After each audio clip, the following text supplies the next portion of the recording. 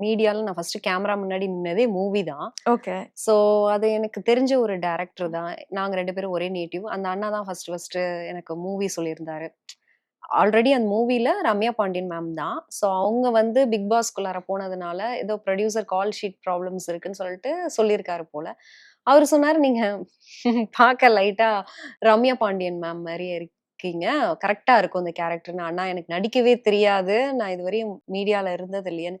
Acting class போலான்னு சொல்லிட்டு ஒரு 10, 15 டேஸ் ஆக்டிங் கிளாஸ் போயிட்டு, நெறைய ரிஹர்சல்ஸ்லாம் எடுத்துட்டு தான் அதுக்கப்புறம் நான் மூவி பண்ணேன். அது முடிச்சதுக்கப்புறம் எனக்கு ஷார்ட் ஃபிலிம் வந்தது. Mahendran, master Mahendran and Vijay TV புகழ். அவங்க கூட ஒரு ஷார்ட் ஃபிலிம் பண்ணேன்.